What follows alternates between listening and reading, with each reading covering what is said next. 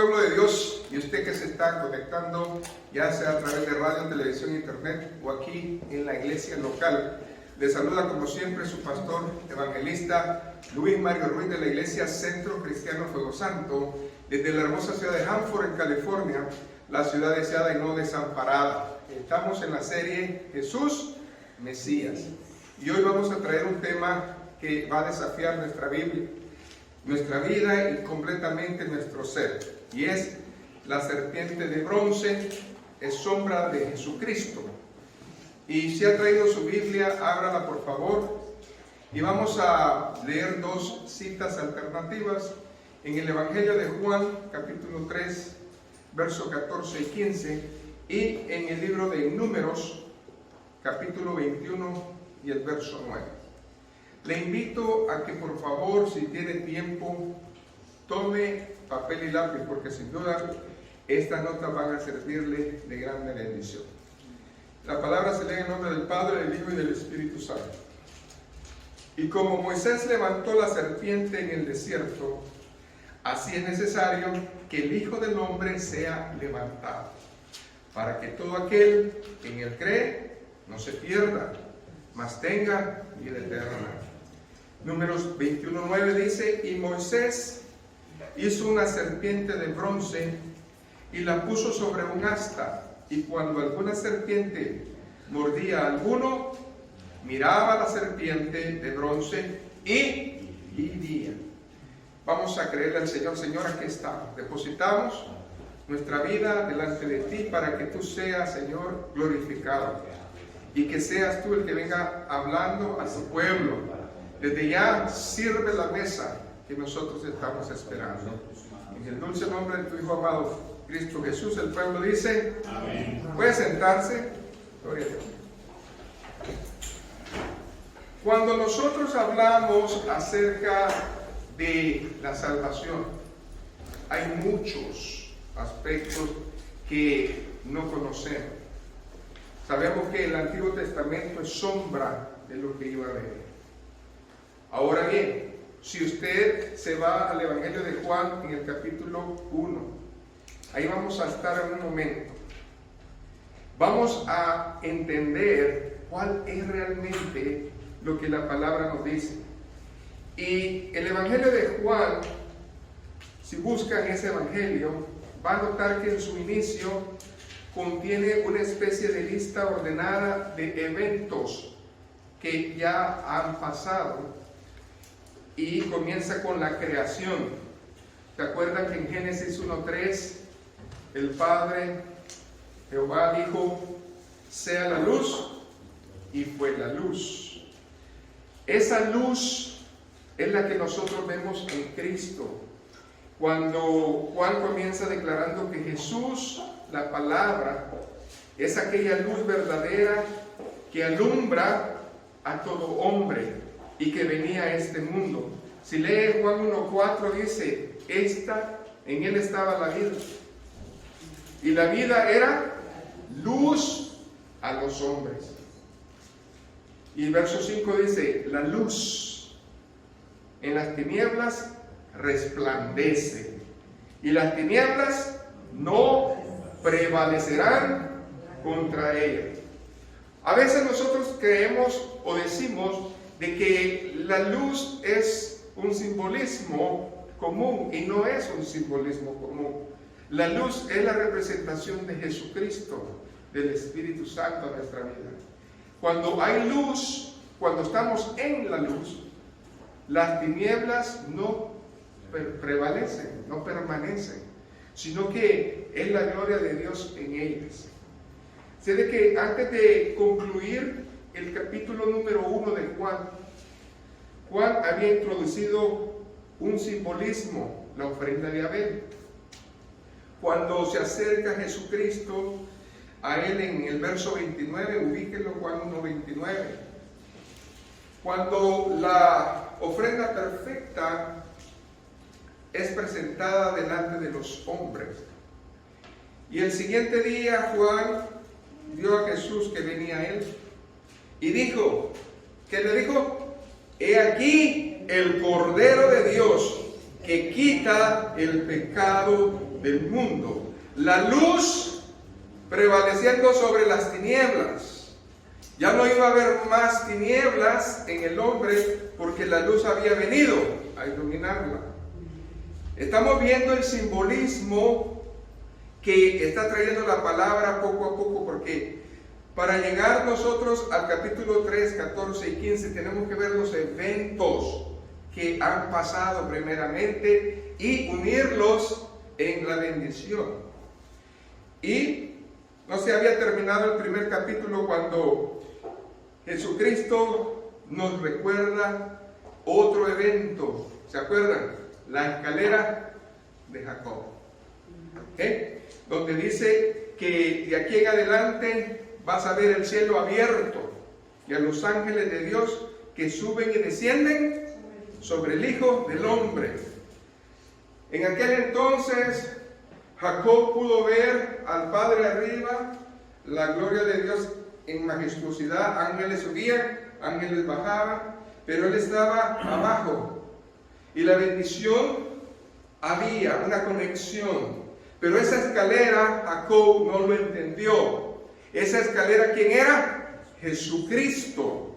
Amén. La bendición a nosotros.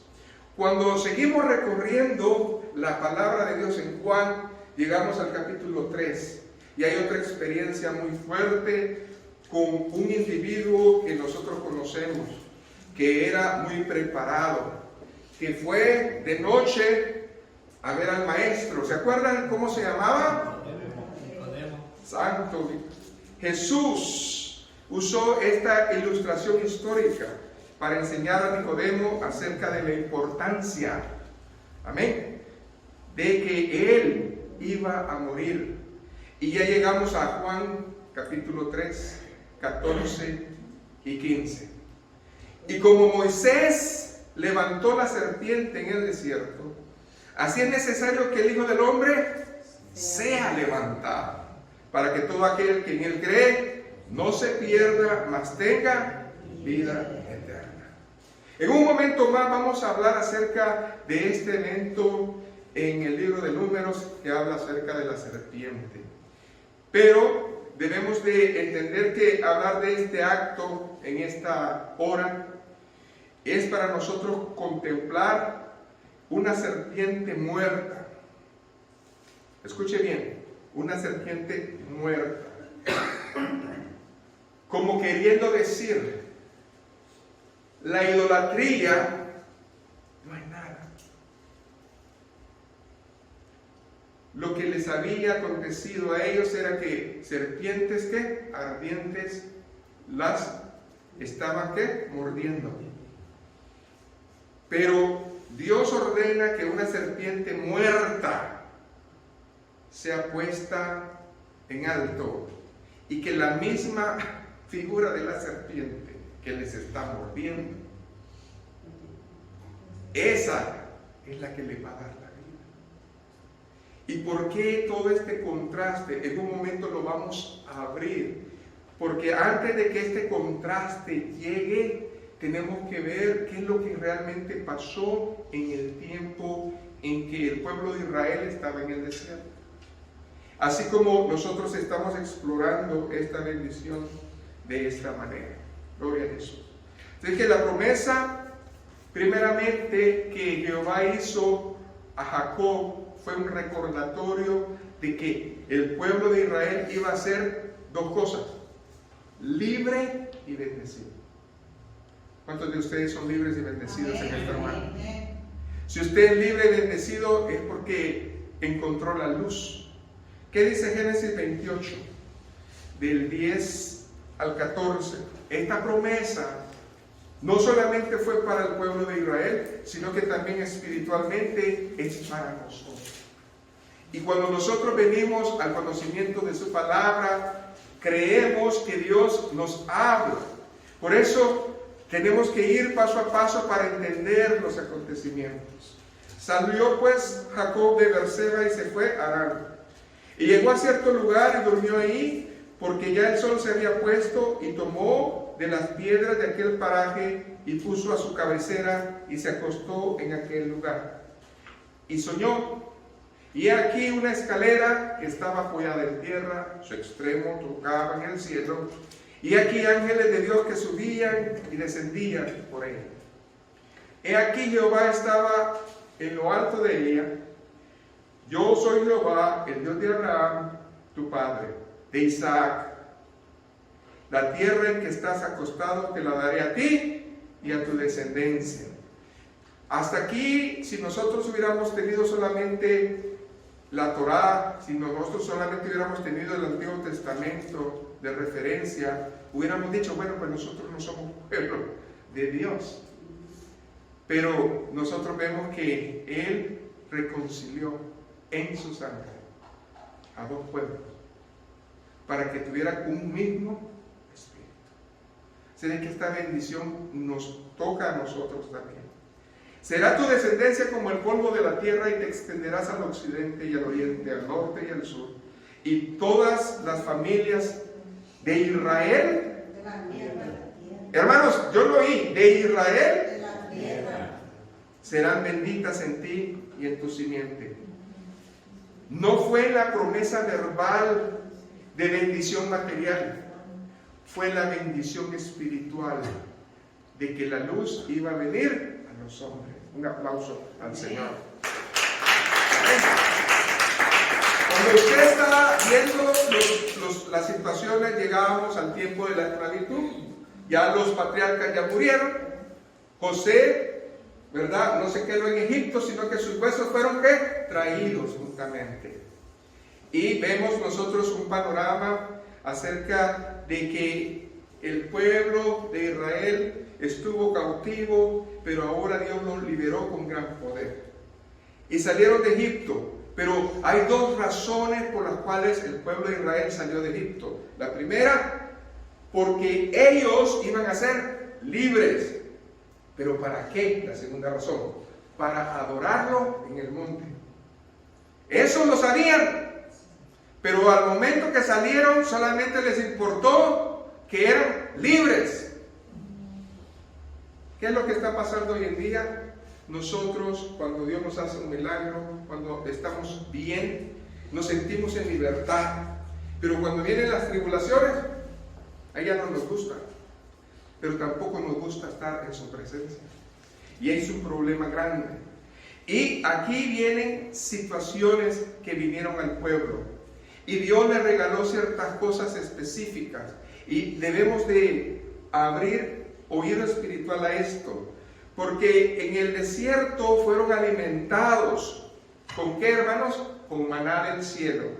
Fue un alimento milagroso que tenía todos los nutrientes, vitaminas y proteínas para que ellos no estuvieran deshidratados, anémicos, ni estuvieran mal. Fue algo milagroso que hizo, porque ellos iban a estar saciados y saludables, y algo más tenía el maná, les daba energía. Energía. Hoy nosotros los humanos tenemos que tomar 30 vitaminas para tener energía, mientras que ellos del maná del cielo tenían todo. Ahora bien, ¿pero qué realmente significa el maná? Cristo lo dijo: yo soy el pan caído del cielo. Amén. El que comiere de él nunca va a tener jamás hambre. Jesucristo es la palabra. Lo que ellos recibieron de una manera física era prototipo de lo que la humanidad iba a recibir de una manera espiritual. Amén. Pero acuérdense del maná, porque este maná era un pan caído del cielo milagroso y tenía todo. ¿Qué más hizo con ellos? Fueron protegidos contra el sol en el desierto, y Dios les dio una nube que cubría a más de 2,5 millones de personas. Yo todavía no he visto esa nube. Imagínense, una nube que cubre en el desierto millones de personas al mismo tiempo. Pero también les dio columna de fuego, porque en el desierto hay un frío extremo. También les dio eso. No solamente eso les dio, Dice la palabra de Dios que también ellos, sus mudadas, nunca se envejecieron,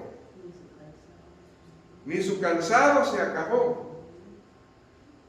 Yo no sé cuántos pares de zapatos tiene usted. Hay gente que dice, no, a mí en un mes me dura. Imagínense, 40 años. Hay gente que tiene lleno el armario de ropa que no usa y ahí sigue comprando en vez de darla. Dice que ellos tenían mudada que le duró para siempre. Entonces, la pregunta es, hermanos, ¿cómo respondió el pueblo? ¿Qué hicieron? La palabra tristemente nos dice que ellos fueron desagradecidos y desobedientes. Y tenían un pecado común, murmuraron. Y el primer principio de gloria que les voy a dar hoy es que no supieron, escuche bien, discernir la visitación de Dios. Usted dice que es bendecido, pero usted no se comporta como un bendecido. Usted dice que tiene todo, pero no se comporta como un hijo de Dios. Ellos tenían a su padre, tenían bendición, pero aún así murmuraban. Eran desleales y desobedientes. Ellos comenzaron con un ánimo en su corazón que se volvió costumbre, rutina. Hoy en día millones de personas están yendo a la iglesia en un domingo de Ramos porque es una tradición. Usted ha venido porque necesita a Cristo. Denle un aplauso.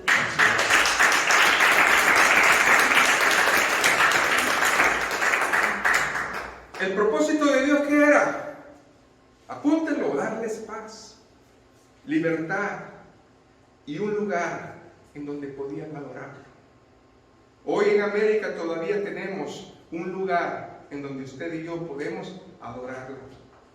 Las situaciones, las circunstancias de este mundo impidieron que casi por 2 años las iglesias estuvieran cerradas, pero ahora que Dios nos dio la libertad de volver a abrir, la gente no quiere venir. Y usted viene a fuerzas porque le dicen. Y qué tristeza y vergüenza para nosotros como hijos de Dios tener esa clase de corazón, porque no realmente, honestamente, la iglesia de hoy en día tiene mucha similitud al pueblo de Israel. Es triste. Y con todo esto vamos poco a poco llegando al episodio de la serpiente de bronce, que constituye, entre otros aspectos, un relato de la necedad en la idolatría del hombre. ¿Por qué? Porque ellos desearon adorar a algo y llegó al extremo de hacer un becerro de oro en el cual pues Dios no estaba. Pero no aprendieron de esa lección, sino que siguieron en su corazón anhelando la adoración a algo cuando ya tenían a Dios. Y por eso esta lección de la serpiente es prácticamente, hermanos, una demostración de la necedad en la idolatría, que cómo es posible que una persona tenga y acuda a ver a una imagen de una serpiente muerta y pueda vivir. En otras palabras, lo que le estaba diciendo a Dios es: esos ídolos que no miran, no oyen, ni no hablan, no hacen nada, pero yo sí puedo hacer.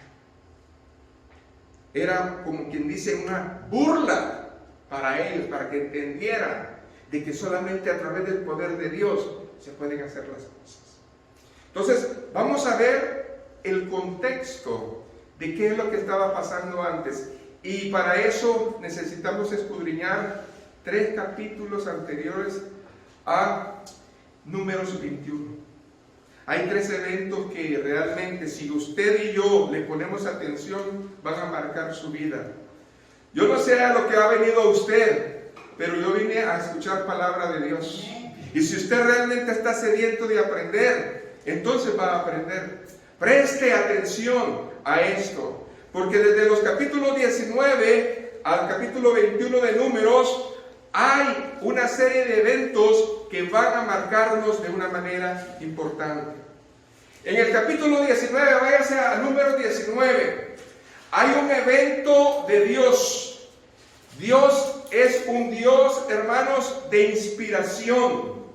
Jehová se inspiró a hacer algo diferente, porque cuando nosotros vemos la ley, la Torá, la vemos en el libro de los Levíticos. Pero ¿qué pasó en el libro de los Levíticos?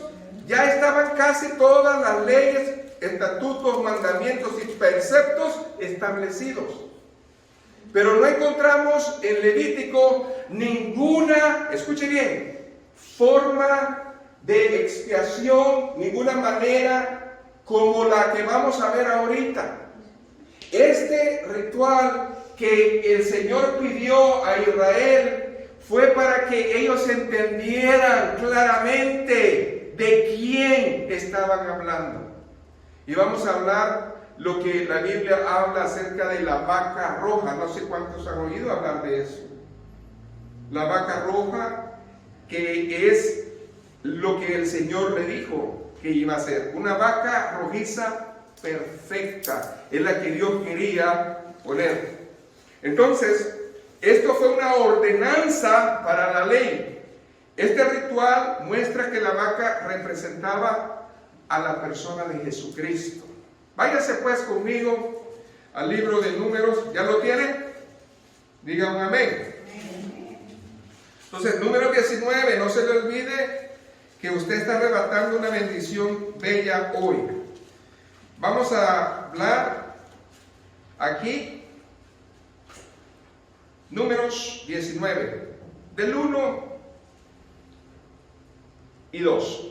Jehová habló a Moisés y a Aarón diciendo, escuche bien, Dios le habló al gobierno de Israel y al sacerdocio de Israel. El gobierno de Israel representado por y el sacerdocio representado por.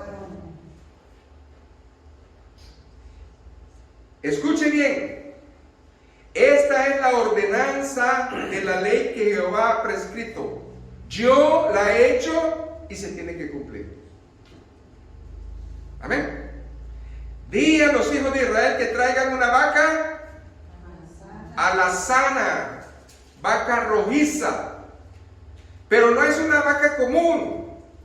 Tiene que estar perfecta, en la cual no haya falta, sobre el cual no se haya puesto yugo. Tres cosas vamos a ver aquí de este sacrificio hermoso.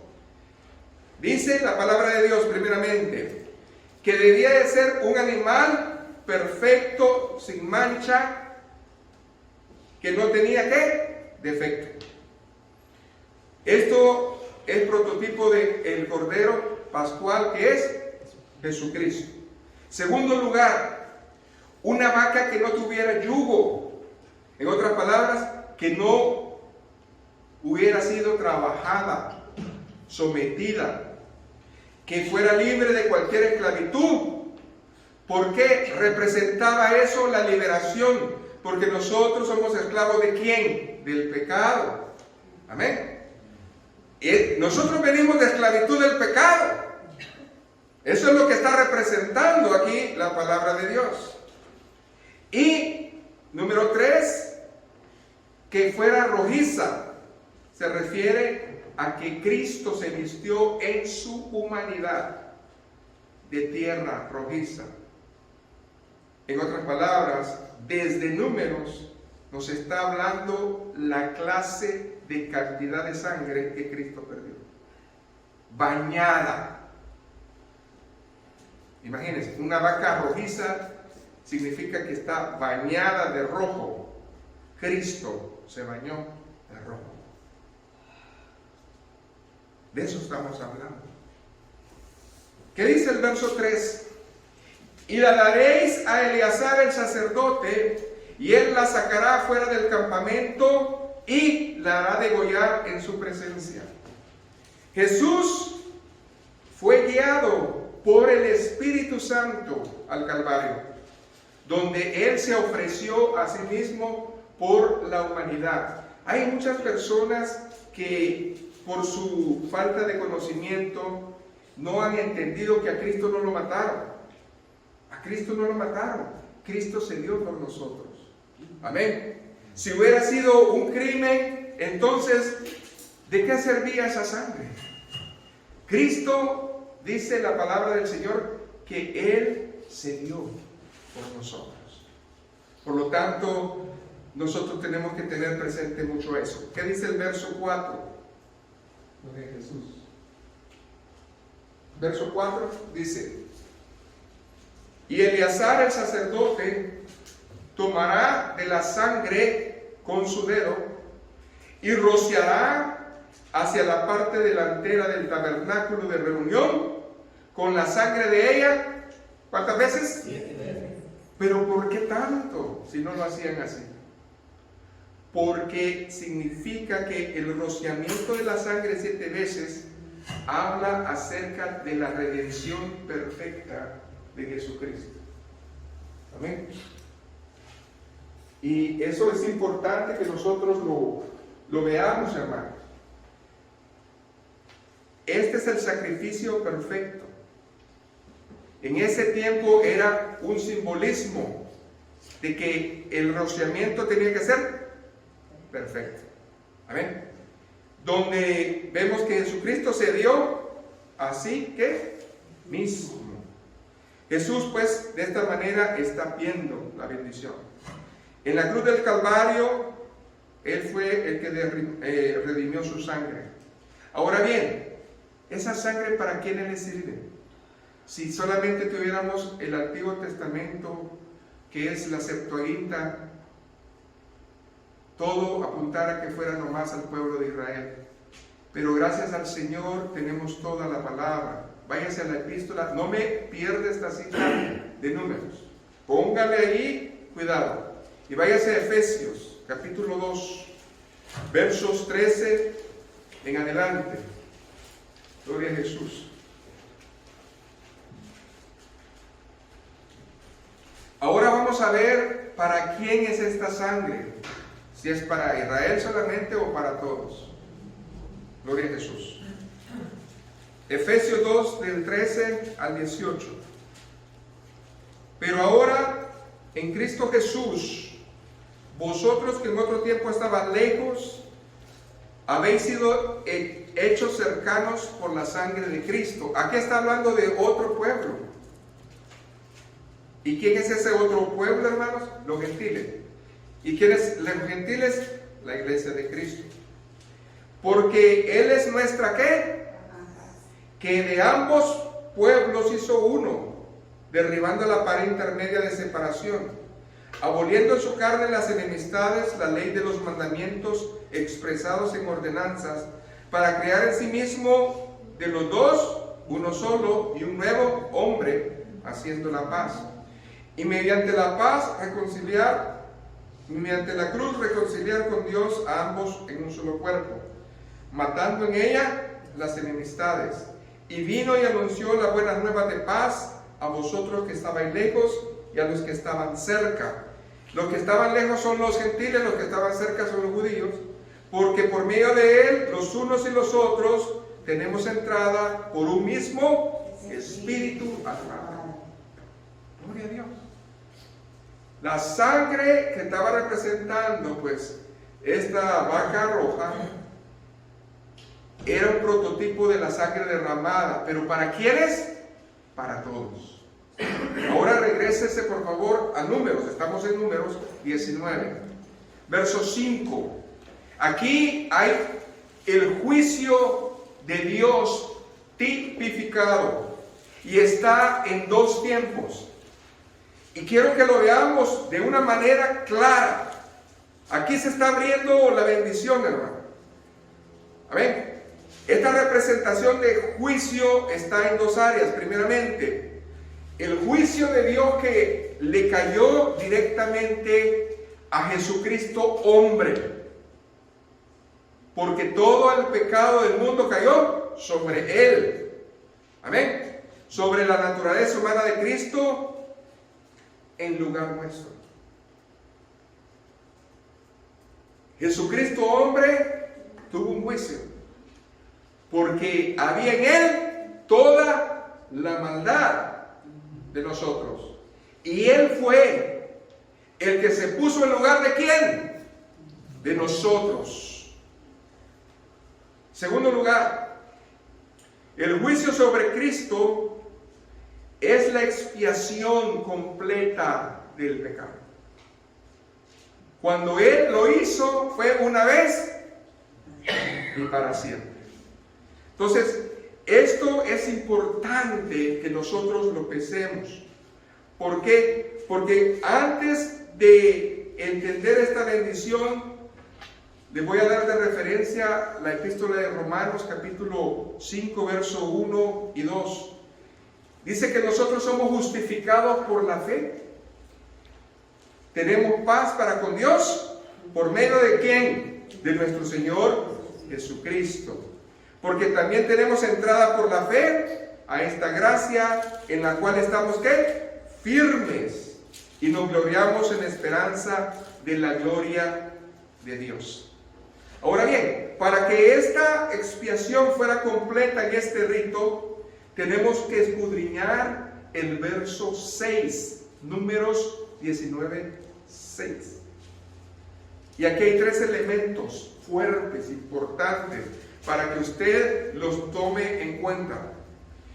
Léalo conmigo. Luego tomará el sacerdote madera de cedro, hisopo y escarlata, y lo echará en medio del fuego en que arde la vaca. Cuando nosotros escudriñamos la palabra, vemos que en Levíticos había una ley cómo debían de limpiarse los leprosos. Eso lo usaban los sacerdotes para limpiar a los leprosos. Y la letra es sinónimo de pecado. Amén, gloria a Dios. Si está entendiendo cómo se está abriendo esta bendición. Pero ¿por qué hay 3 cosas ahí? Vamos a escudriñar. ¿Por qué es importante eso? Así de que, en primer lugar, esta es una representación del sacrificio de Cristo allá en la cruz. Vamos al palo de cedro. El palo de cedro en ese sacrificio representa ¿qué? La cruz. ¿Ven? El cedro que habla es muy simbólico en la Biblia. ¿Por qué? Porque Jehová dio ordenanzas en la madera donde se había clavado él mismo en la tierra. No se sabe ni está 100% asegurado de que el material de esa madera fue cedro, pero probablemente sí lo fue, porque esas cruces tenían que aguantar intemperie y tenían que aguantar peso. Por lo tanto, no era cualquier madera con la que se hacían. Así de que esto es importante. ¿Por qué? Porque si nosotros vemos ese palo de cedro como la cruz, clavado Jesucristo en la tierra, en el lugar del Gólgota, llamado ¿qué? La calavera. Es simbólico. Cerca del monte Moría. Todo concuerda. Amén. No sabemos de qué clase de madera fue la cruz, porque no hay registros fiables, pero en estas condiciones el cedro era muy mencionado para hacer cosas especiales. También nos podemos imaginar que Jesús conocía de maderas. Acuérdense que Él fue. Gloria a Dios. Denle otro aplauso al Señor.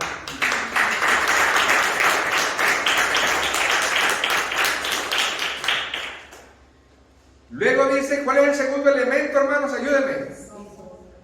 El hisopo. El hisopo estuvo en el sacrificio de Cristo. Yo no lo sabía. Amén. Qué tremendo. El hisopo se hace de una mezcla de una planta. Eso es importante. El hisopo se usaba específicamente, escuchen bien, para la purificación. Los sacerdotes lo usaban para eso, para la purificación. ¿Qué dice el salmista en el Salmo 51, verso 7? Escuche, porque todo esto hay una conexión tremenda. Dios nos está hablando de que todo lo que usaron en el sacrificio de Cristo lo está representando este sacrificio. Y pastor, usted me está diciendo, pero ¿por qué no habla de la serpiente? Porque si usted no entiende todo esto y no entiende cómo se comportó después el pueblo, tristemente su fe no va a cambiar. ¿Cuál fue el deseo del salmista? Purifícame con hisopo y seré limpio. Lávame y seré más blanco que la nieve. Bueno, en la crucifixión de Cristo encontramos este elemento del sacrificio de la vaca roja. Yo lo voy a leer de referencia, marque Juan 19, 29.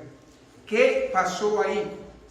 Fue en el momento en que a él le dieron algo.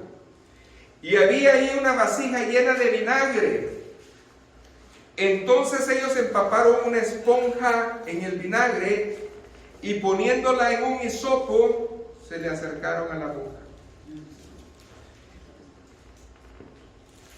Lo que está pasando es que este hisopo lo amarraban a una caña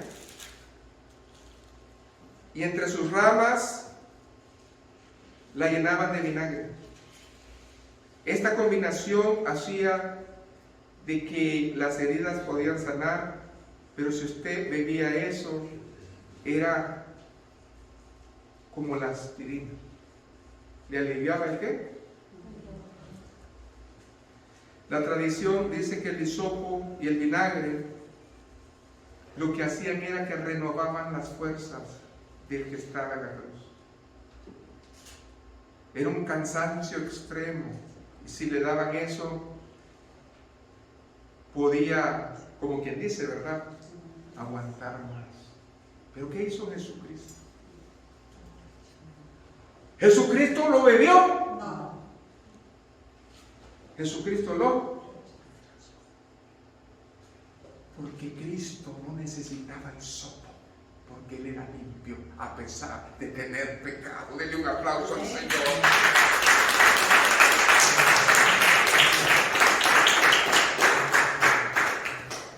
¡Aleluya!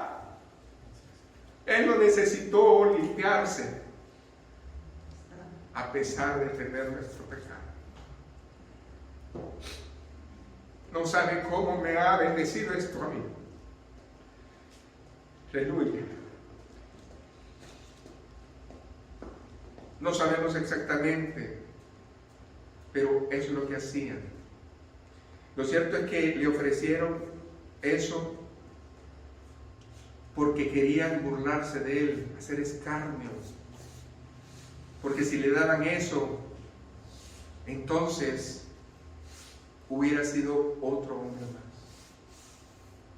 Él prefirió sufrir antes de tener un leve alivio del hombre.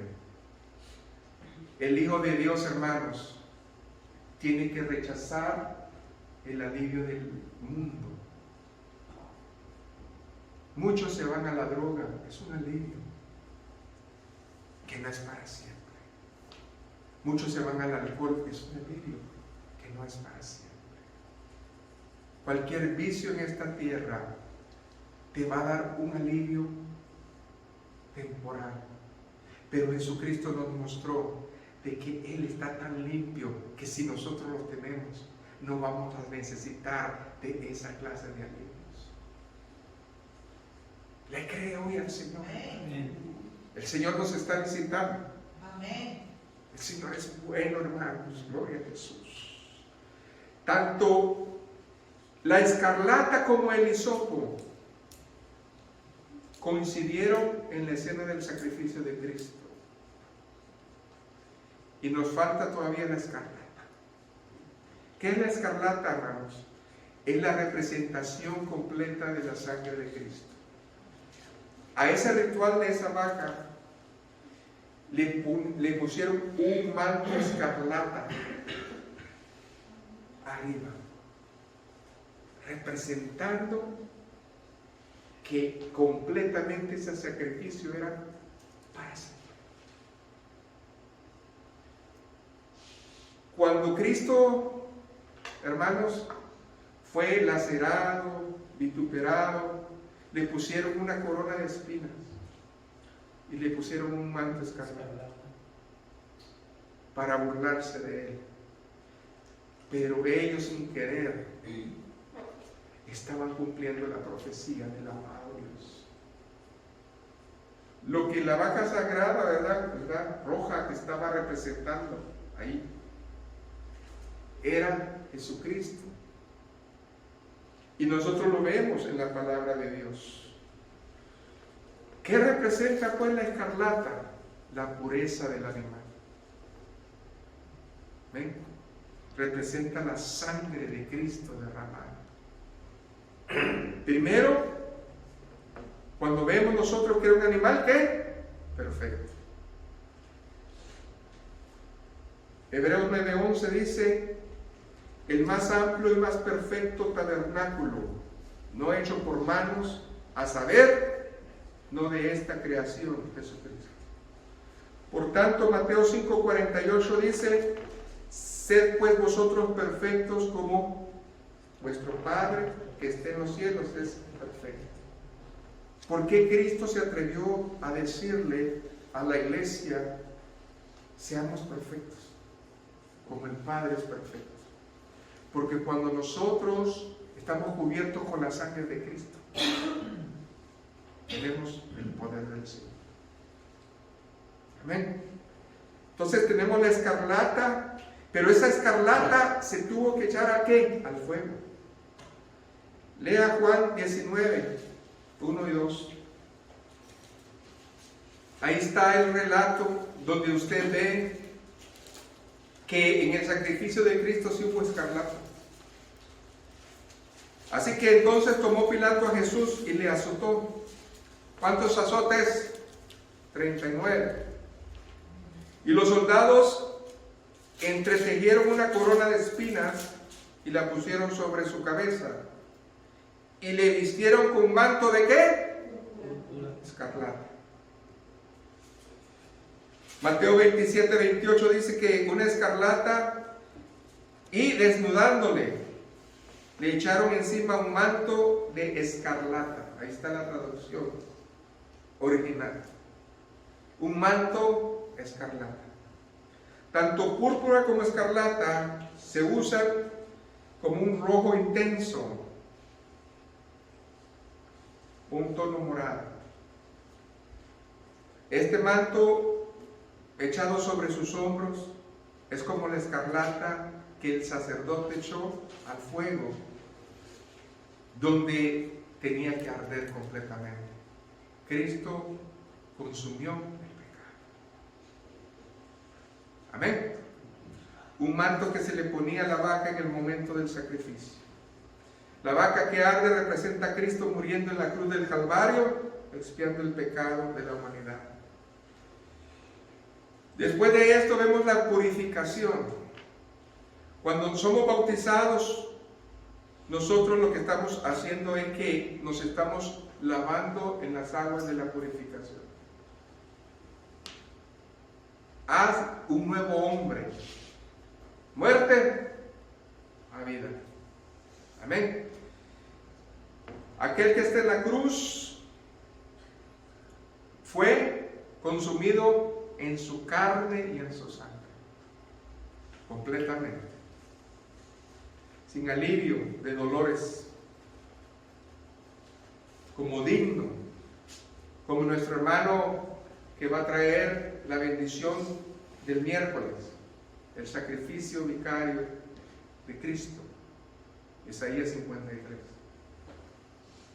Entonces, vemos nosotros esto que está alrededor de nosotros. Ahora, Hebreos 9:19 dice: porque habiendo leído Moisés todos los mandamientos de la ley a todo el pueblo, tomó la sangre de los becerros y de los machos cabríos con agua y lana de grana e hisopo, y roció el libro mismo y también a todo el pueblo. Pero ¿por qué la gente no entendió? Estaban todos. Después de haberles enseñado la palabra, nosotros practicamos la recordación de Cristo. Amén. El cuerpo y la sangre. La recordación del Señor. Qué hermoso es esto, hermano. Cómo Dios nos está abriendo. Eso solamente es, para mí, no sé usted, una representación gloriosa de Cristo. Y todo el pueblo lo vivió. Pero no solamente eso vivió. Ahora recordamos número 20. ¿Qué pasó en número 20?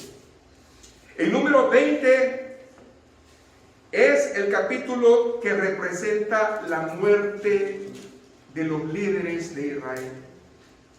Aquí vamos a ver, usted explórelo, le invito a que explore. Ahí va a ver usted que la salmista que Dios usaba en la danza y la alabanza murió. Y algo muy hermoso, María no murió por una desobediencia. María murió por vejez, muerte natural. Pero también el hermano de Moisés, Aarón, antes de morir, fue despojado de sus vestiduras y se las dieron a su hijo Eleazar. Comenzó como gran sumo sacerdote, servidor de Dios, y acabó como un simple ¿qué? Profesional. Muchos comienzan a predicar como siervos de Dios y acaban como unos simples ¿qué? Empleados. Se van al dinero. Ya no es Dios, es su talento. Cantan, qué bueno que cantan. Tienen elocuencia al predicar, qué bueno. Pero eso no es que están siendo salvos en su vida. Por eso el Señor va a apartar a unos a la izquierda y otros a la derecha. Y les va a decir: no os conozco, apartados. Nosotros podemos ver que a Aarón lo desnudaron enfrente del pueblo. ¿Cuántos se han dejado como Sansón y han entregado sus ministerios de rodillas al enemigo? Los ha desnudado, los ha avergonzado. Antes eran líderes y ahora ¿qué son? Es una representación muy fuerte, hermano. Moisés tuvo que seguir trabajando en el ministerio sin María, sin Aarón. Y ahora a él le tocaba, en este capítulo 20, enfrentar una de las más absurdas y crueles, escuche bien, acciones del pueblo. Porque cuando usted escudriña todo la Torá, el Pentateuco, usted ve algo recurrente. Se quejan de las cosas, se quejan de los lugares, se quejan de los siervos, se quejan de los líderes, pero hoy comenzaban a quejarse de Dios. Esto comenzó a ser tremendo, un preámbulo fuerte. Murmuraron y le dijo el Señor: háblale a la peña. y saldrá agua para él. Y él no obedeció. ¿Por qué? Porque como humanos, hermanos, que somos, actuamos. Y esto a él le trajo una consecuencia de no entrar a la tierra prometida. Y Dios lo enterró. Estamos viendo cosas tremendas en tan solo, hermanos, estos 2 capítulos, que a usted, yo no sé, si usted hubiera estado ahí, si usted hubiera conocido todas estas cosas y cómo representaban a Dios, y aún así usted no cambia. Antes era figura de Jesucristo, ahora sabe toda la palabra, sabe del sacrificio de Cristo. ¿Y qué hace? Nada. ¿Está entendiendo? Es triste, hermanos. María, Aarón y Moisés que fracasó en su intento de obedecer a Dios, no pudo entrar a la tierra prometida. Qué difícil para Moisés quedarse sin apoyo. Pero a pesar de su falta de fe, de obediencia en ese momento, Dios fue fiel. Dios siempre fue fiel. Dios siempre estuvo con él. Esto nos enseña que usted y yo podemos fracasar, pero el Señor es fiel. Ahí va a estar, hermanos, todavía. Amén. Así de que ese es un consuelo. Ahora ya llegamos por fin al capítulo 21. Pero en el capítulo 21 nos encontramos con un gran problema. Lea el verso 1 al verso 3. ¿Cuál fue el problema aquí? Dice la palabra: cuando el cananeo, el rey de Arad, quien habitaba en el Negev, oyó de que venía Israel por el camino de Atraim, peleó contra Israel y tomó él prisioneros. Así de que era un pueblo tremendo. Ahorita les digo por qué. Entonces Israel hizo voto a Jehová. ¡Ah, Jesucristo! Ahí sí, cuando nos aprieta, le bajamos todo al Señor. Yo te voy a dar esto, yo te voy a dar esto, yo voy a hacer esto. Y estamos empeñando nuestra palabra. Eclesiastés 5:5 que vuestro sí sea, sí, y que vuestro no sea. No prometas al Señor. Mejor promete, mejor que cumplas y no prometas, ¿verdad? O sea, hay que tener cuidado, porque está relacionado con la bendición de Santiago. Ahora, yo le quiero decir algo. Hicieron voto al Señor y dijo: sin efecto entregares este pueblo en mi mano, yo destruiré sus ciudades. Ahora bien, quiero explicarles por qué el pueblo accedió a hacer este voto. Porque este pueblo de Arad era un pueblo idólatra, pecaminoso.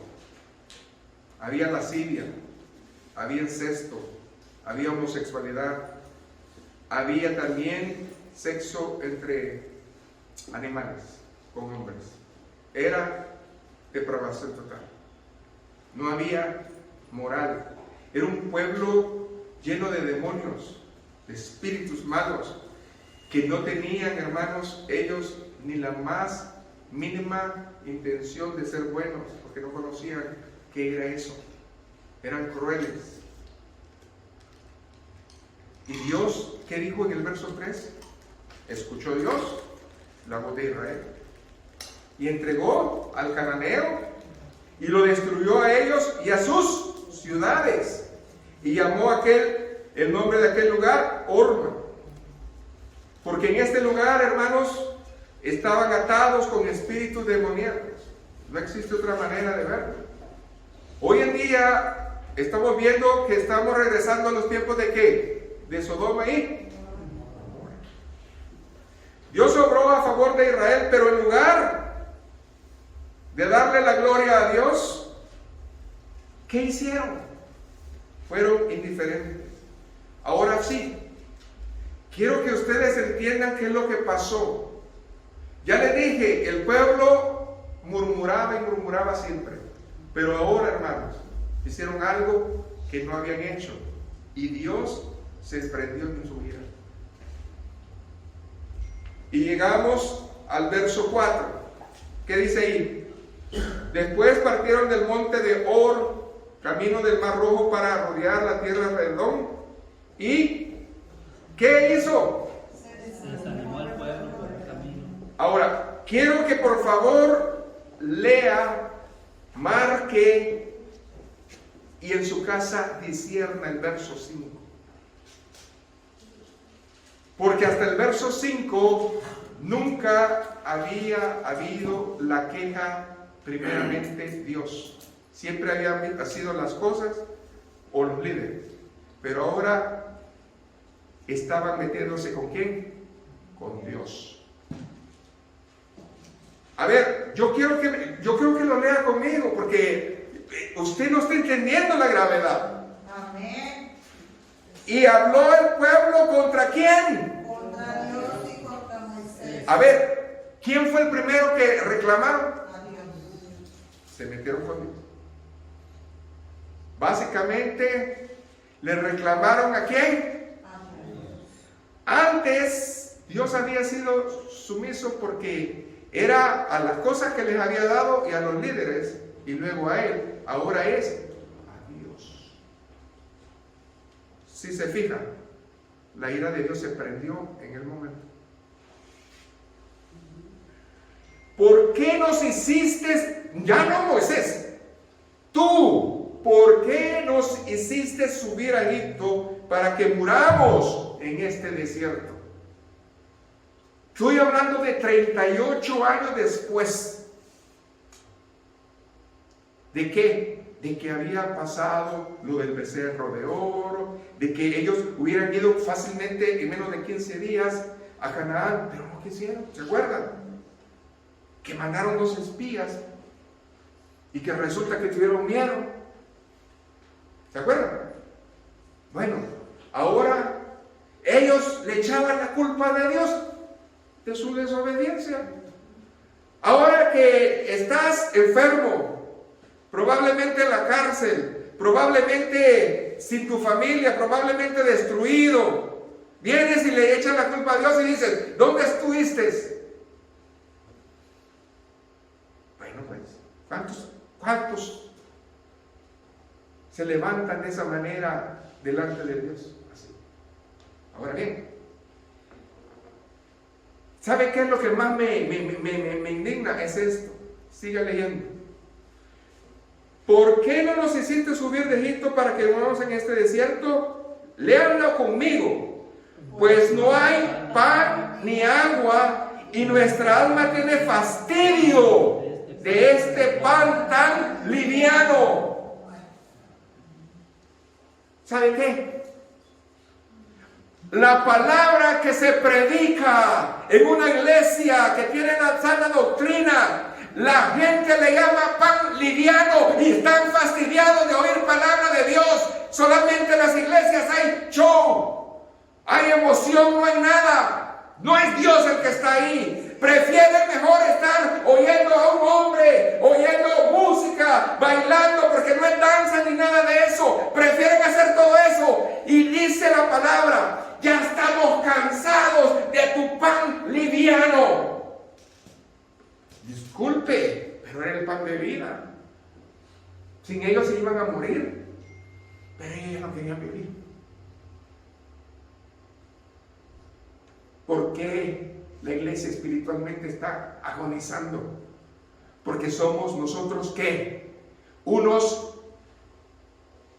¿qué le podríamos decir? No, ateos prácticos. ¿Cómo que yo soy un ateo práctico, pastor? Usted es un ateo práctico desde el momento que conoce la palabra y no la hace. El ateo sabe más palabras que usted, pero algo tiene. La sabe y aún sabiéndola, no cree. Y usted que dice que ama a Dios, ¿Qué hace? Nada.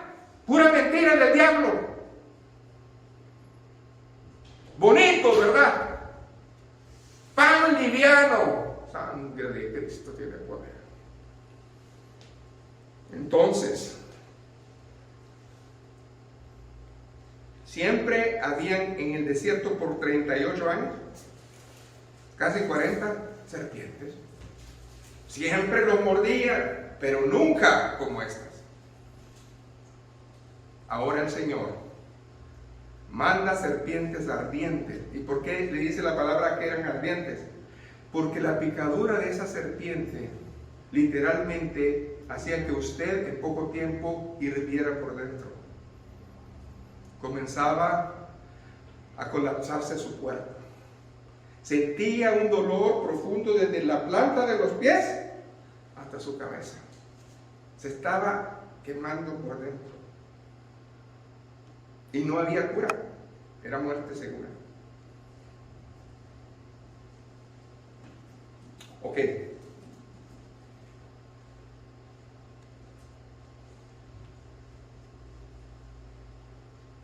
El pueblo estaba en contra, no del líder, no de lo que Dios les dio, del mismo Dios.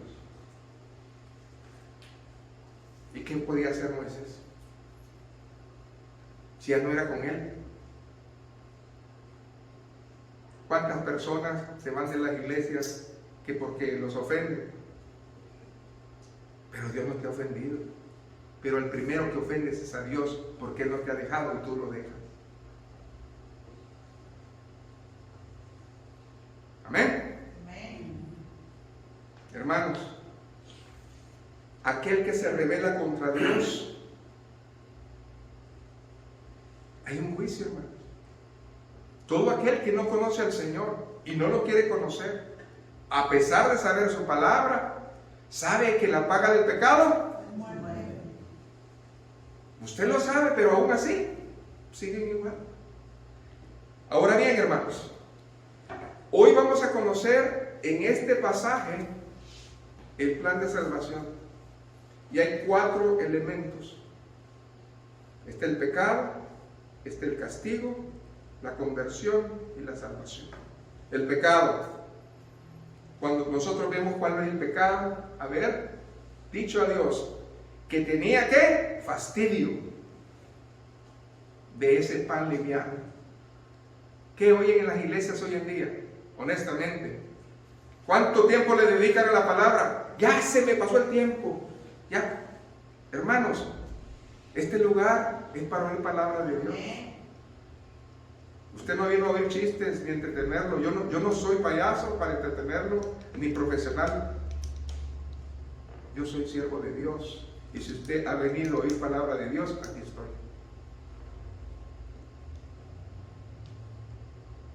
¿Qué es lo que nos va a redarguir? ¿Qué es lo que nos va a hacer sentir que tenemos a Dios? Su palabra. Nada más. Entonces, pecado ya lo vimos, ahora viene el castigo. ¿Cuál es el castigo? El Señor envía serpientes ardientes contra el pueblo. El verso 6, número 21, 6. Y Jehová envió entre el pueblo serpientes ardientes que mordían al pueblo, y murió mucho pueblo de Israel. Estas serpientes afligían y mataban. Siempre en el desierto hubieron picaduras, pero no eran de muerte. Ahora aquel que le picaba, moría. Romanos 6:23, que dijo: la paga del pecado es muerte, mas la dávida de Dios es vida eterna en Cristo Jesús, Señor nuestro. Pero ellos que habían dicho: tengo fastidio de ti, Señor. ¿Ya se fastidió del Señor usted? Hay que tener cuidado, hermano. Hay que tener cuidado, hermano. Porque para todo, ahí vamos, no importa la hora, ahí estamos. Pero para Dios, rapidito, rapidito, rapidito. No tengo tiempo. Pura excusa. Hermano, ahí se va a quedar.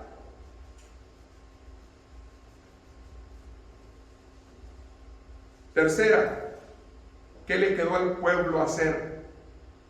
¿Ah? conversión, arrepentirse. Si usted ha blasfemado contra el Espíritu Santo, si usted se ha alejado de Dios sabiendo que está mal, lo que tiene que hacer es arrepentirse. ¿Qué dice ahí la palabra de Dios en el verso 7? Entonces el pueblo vino a Moisés y dijo, ¿qué quiere Dios de usted y de mí? Que el viejo hombre no resucite, sino que muera.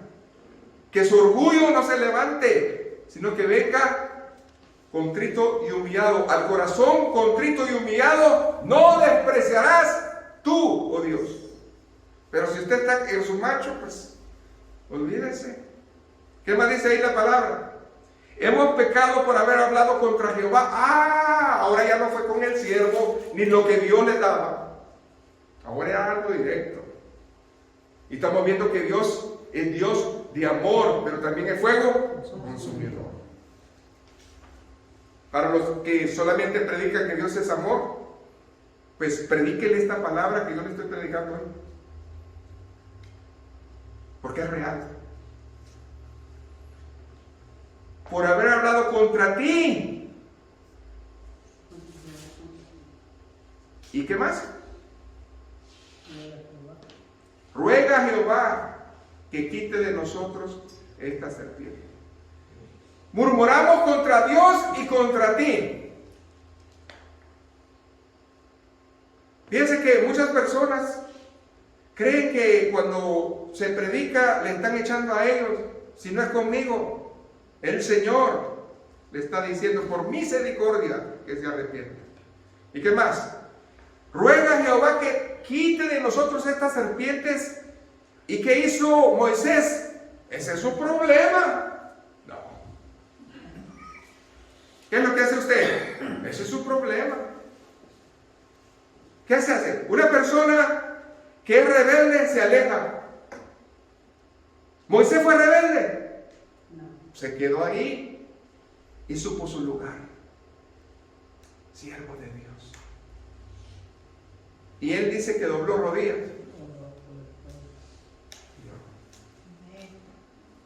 A pesar de que le hayan hecho algo, usted doble rodillas y pida por esa persona. ¿No fue lo que hizo Moisés? ¿Y Dios le oyó? Amén. Y el enemigo, si se puede decir que era enemigo, ¿verdad? El pueblo, dice que se salvó porque él intercedió. Hermanos, esto es humildad, esto es amor de Dios.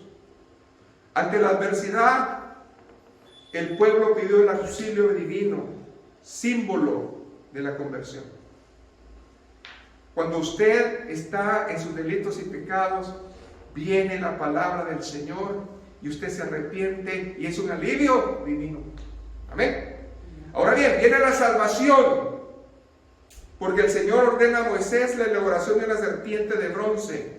Cuando un israelita que era picado por esa serpiente miraba, ¿qué le pasaba? Se curaba.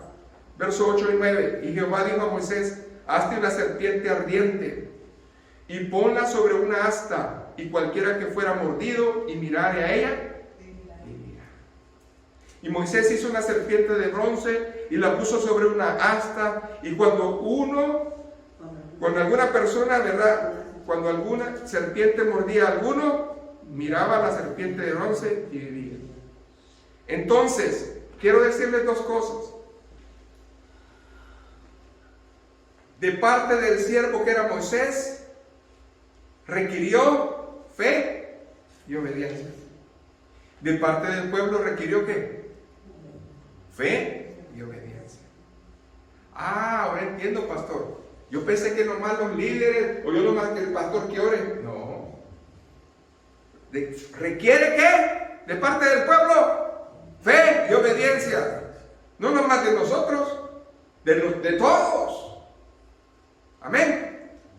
Ahora bien, el episodio que estamos viendo nosotros es completo. Y yo le quiero decir esto. No dice la palabra de Dios cuántos días pasaron así, pero de seguro llegó la noche. La hizo de bronce, porque el bronce representa, y la hizo de bronce porque el bronce brilla en el sol y en el reflejo de la luna brilla también. Y tan solo si era de noche, con que vieran el brillo de esa figura, si creían, iban a ser salvos. El mundo es la oscuridad, ¿se acuerdan? Es la noche avanzada. Estamos en la noche. La iglesia está en la noche, que es el mundo. Pero si tan solo el mundo en esta oscuridad ve la luz de Cristo, puede ser salvo. Amén. No importaba si estaba cerca o lejos. No importaba, solamente que volteara a verlo. ¿Qué es lo que está pidiendo el Señor en estos días? Que usted y yo volteemos a verlo. Aleluya. Jesucristo es un todo. Juan 3:14 dice: y como habló Moisés levantando la serpiente en el desierto, así es necesario que el Hijo del Hombre sea levantado, para que todo aquel que en él cree no se pierda, mas tenga vida eterna. Porque de tal manera amó Dios al mundo, amén, que ha dado a su Hijo unigénito, para que todo aquel que en él cree no se pierda, mas tenga vida eterna. Porque no envió Dios a su Hijo al mundo para condenarlo, amén, sino para ser salvo por él. Esa serpiente, esa figura, no era solamente porque sí, era en ese momento un prototipo de Salvador. Ahora quiero yo que entiendan cuál es el significado aquí. ¿Qué representa el pueblo de Dios? La humanidad. La humanidad pecadora. El mundo peca y sigue pecando y vuelve a pecar y no quiere seguir dejando de pecar. Pero donde están los escogidos, que representan al trigo, amén, aunque estén en medio de la cizaña, Dios los va a guardar, amén. Desierto, ¿qué representa el desierto? El mundo, en un tiempo en que vivimos. El desierto, hermanos, es difícil, amén. Hay serpientes que te pueden morder.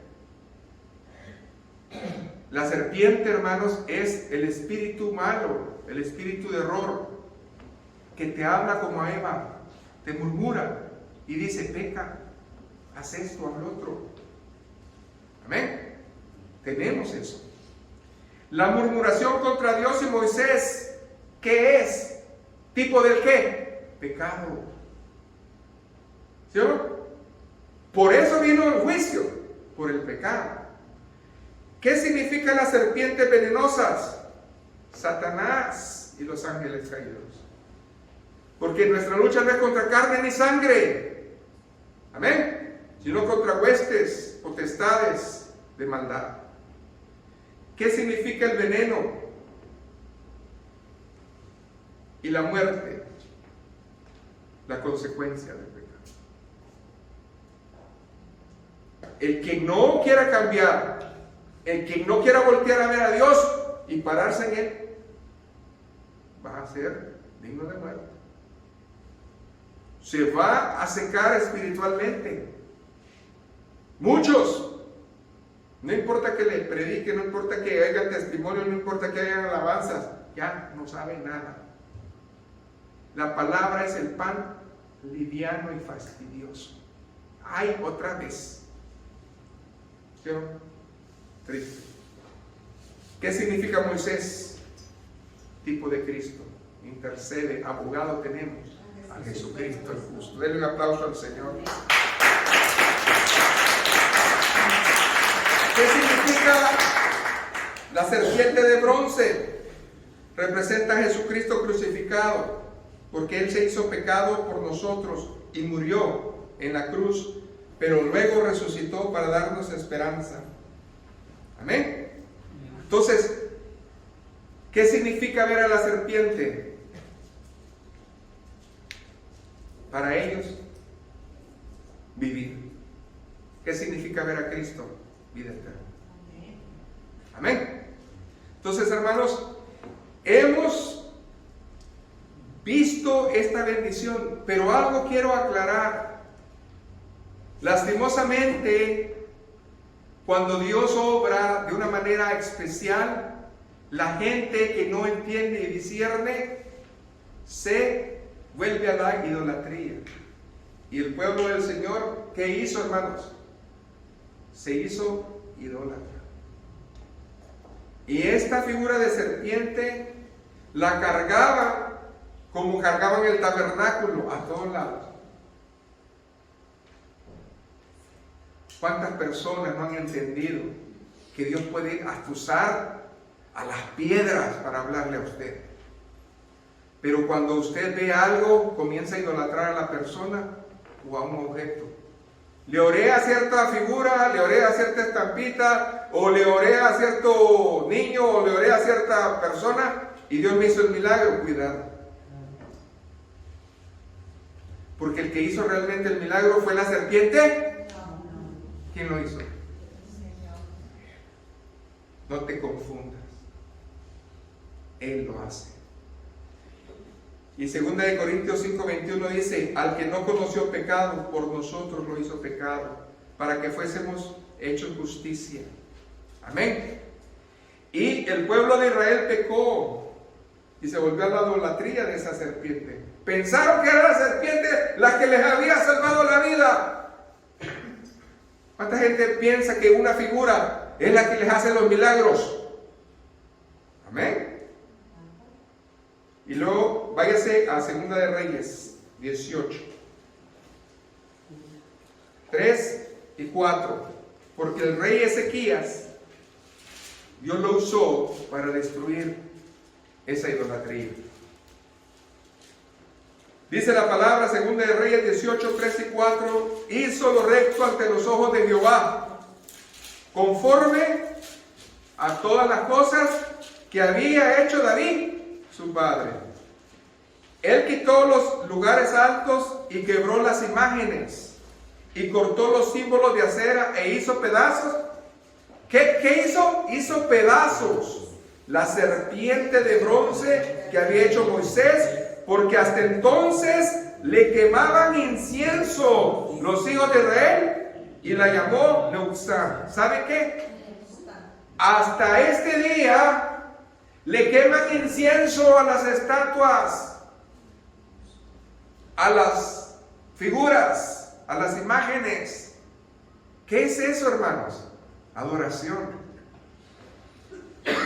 Y la adoración solamente a Dios.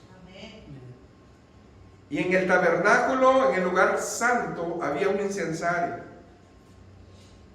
Y ese incensario era, hermanos, para nosotros, como sacerdotes que somos del Señor, son nuestras oraciones, que son elevadas al cielo.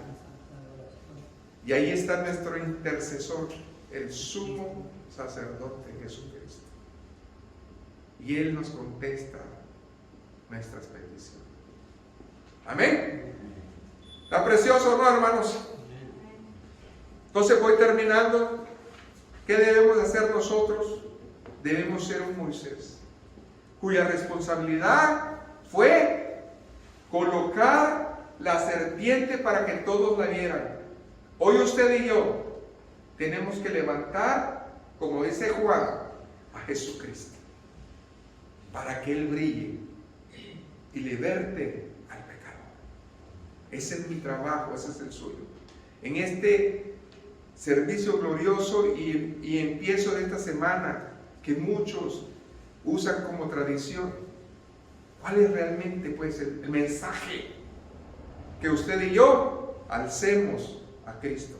Amén. Gloria a Jesús.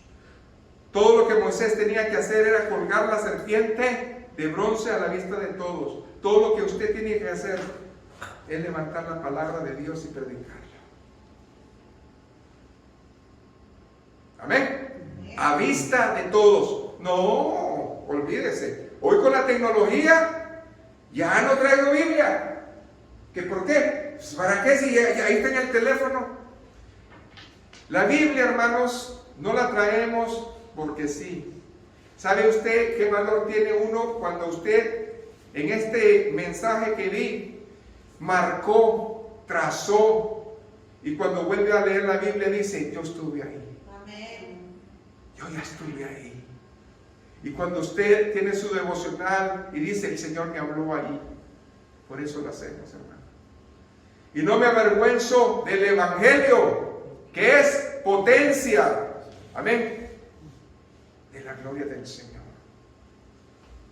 Yo no sé usted, no solamente es que le echen ceniza, no solamente es agarrar una palma, es entender por qué estamos aquí, hermano.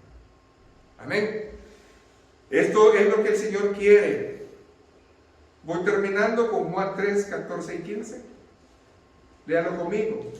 Y como Moisés levantó la serpiente en el desierto, así es necesario que el Hijo del Hombre sea levantado, para que todo aquel que en él cree no se pierda, mas tenga. Denle un aplauso al Señor.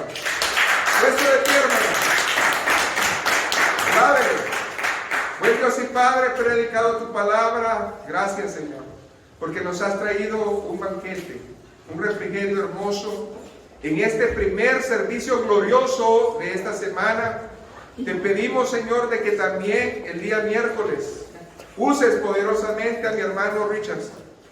Y también el día viernes, que vengamos, Señor, hambrientos y dispuestos a oír palabra tuya, alabarte y glorificarte. Es nuestro deseo, Señor. Amén y amén. Hermanos, que el Señor me los bendiga.